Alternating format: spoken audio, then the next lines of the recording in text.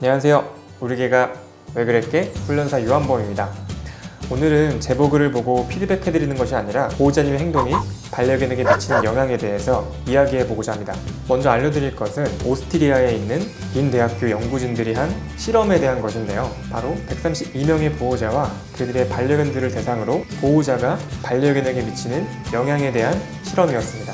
그 실험 결과는 예민한 성격의 보호자와 함께 생활한 반려견은 느긋한 성격의 보호자와 함께 생활한 반려견에 비해서 스트레스에 대한 대처 능력이 떨어진다는 거였죠. 이유는 정서전이라는 현상을 통해서 보호자님의 행동, 몸짓, 감정 등을 함께 생활하는 반려견이 보고 배우기 때문이었습니다. 우리 사람들도 어린아이들 앞에선 말과 행동을 조심해야 된다고 하잖아요. 그 이유는 어린아이들이 보고 배우기 때문입니다.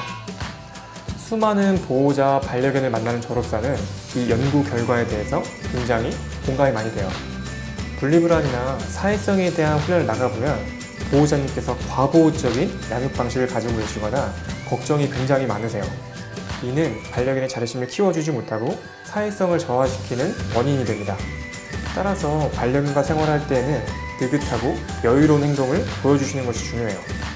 만약 실제로는 위험하지 않은 상황에서 보호자님께서 미리 겁을 먹고 걱정해서 반려견을 안아주시거나 그 상황을 피해버린다면 반려견은 정서전이를 통해서 보호자님을 따라서 그 상황을 걱정하고 이제 겁을 먹게 되는 거죠.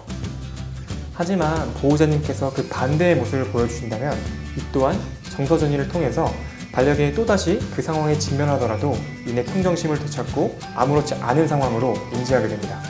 여기서 제 실제 훈련 사례를 말씀드리면 말티즈 2마리가 손님이 오고 가실 때 정말 미친 듯이 짖었어요.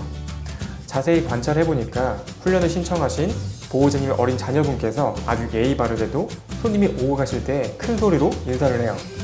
어서오세요, 안녕히 가세요. 사람의 언어를 알아들을 수 없는 반려견은 이 인사 소리를 굉장히 불안하게 느꼈고 이는 곧 짖음으로 나타나게 된 거죠. 그래서 손님이 오고 가실 때 인사 방법과 행동을 바꿨습니다. 천천히 움직이고 조용히 인사하기. 결과는 반려견이 정말 하나도 안 짖었어요. 보호자님의 행동이 바뀌자마자 나타난 변화죠. 이처럼 보호자님의 언행이 반려견에게 미치는 영향은 지대해요. 그리고 특히나 사회성이나 분리불안, 짖음 훈련에 굉장히 중요한 역할을 합니다.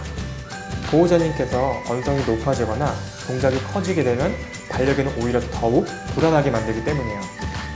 따라서 평소에 반려견과 생활하고 훈련하실 때 여유를 가지고 평정심을 유지하신다면 훈련하시는 데 있어 조금 더 도움이 되지 않을까 싶습니다.